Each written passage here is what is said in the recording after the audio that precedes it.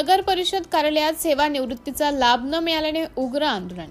श्री मनोहर देशभ्रतार यांचे सेवानिवृत्ती, कोणताही लाभ व उपजीविकेसोबत उपदानाची रक्कम न मिळाल्यामुळे येत्या 14 दिवसात नगर परिषद यवतमाळ समोर आंदोलन सुरू करीन असल्याबाबत लेखी तक्रार देऊन सुद्धा दखल घेतली जात नाही। आपणास सादर लेखी अर्ज तक्रार सादर करतो।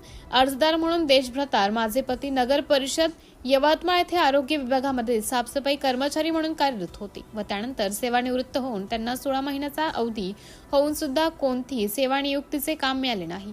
या विषयाला अनुसरून अनेकदा संबंधित अधिकाऱ्यांना व मुख्य अधिकारी साहेबांना उपनाची सर्व रक्कम त्वरित देण्यात यावी म्हणून यावर भेट देऊन विनंती सुद्धा करण्यात आली, परंतु माझे पती यानंतर शहायुक्त झाले। सर्व कर्मचाऱ्यांना संपूर्ण उत्पन्नाचा निधीचा रक्कम मिळाल्या कारणाने त्यांनी सादर रक्कम मिळवून देण्याकरिता संबंधित अधिकाऱ्यांना पैसे दिले म्हणून त्यांना सर्व लाभ मिळाले व माझा पती शारीरिक परिस्थिती ठीक नसल्यामुळे व मला सुद्धा बीपी शुगर असल्याने अनेक रोग आहेत।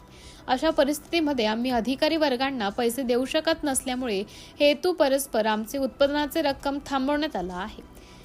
या मजबुरीने येत्या 14 दिवसात आज सर्व उत्पन्नाची रक्कम मिळाली नाही तर सारे करो मरो असा इशारा आंदोलनकर्त्यांचा पवित्र आहे। असं आंदोलन मला माझ्या कुटुंबाला घेऊन करावं लागेल व सदर आंदोलन जबाबदार संबंधित अधिकारी राहील याकरिता नोंद असावी। लेखी तक्रार सादर केला आहे।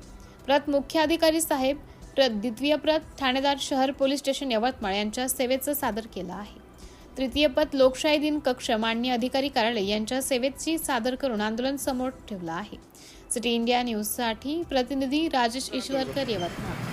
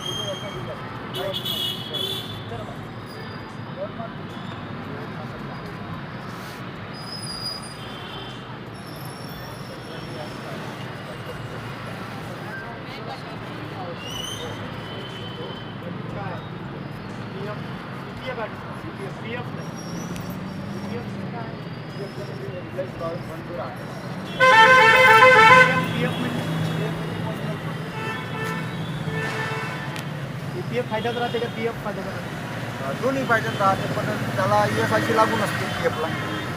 EPFला लागते। तुमच्या प्रमुख मागण्या काय आहे? आमच्या प्रमुख मागण्या आहे की सेवानिवृत्त कर्मचारी मनोहर देशभ्रतार तुमच्या समोर बसलेले आहेत। त्यांना मागील 13 महिन्यापासून त्यांच्या रिटायरमेंटचे एकही रुपया दिलेला नाही। ओके, एकही रुपया दिलेला नाही। त्यामुळे त्यांना आम्ही वारंवार डेलिगेशन केले, ओरली सुद्धा बोललो आम्ही, पण आमचं काही ऐकून घेतलं नाही। त्यांनी पैशाची मागणी केली, 2 ते 2.5 लाख रुपये द्या, तेव्हा ही जे तुमची 30 लाख रुपयाची रक्कम आहे आम्ही तुम्हाला देतोय असं ते बोलले। त्याच्यामुळे आम्ही आंदोलन सुरू केलं। आणि दुसरा विषय असा आहे की हे कंत्राटी कर्मचारी आहेत, हे शौचालयावर यवतमाळ शहरामध्ये सार्वजनिक सुलभ शौचालयावर काम करतात आणि यांचा 13 महिन्याचं वेतन, मासिक वेतन अजूनपर्यंत दिलेलं नाही। त्याबरोबर EPF आणि ESI सुद्धा भरलेलं नाही। त्यासाठी आम्ही मागील 14 दिवसापासून आम्ही आंदोलन करतो।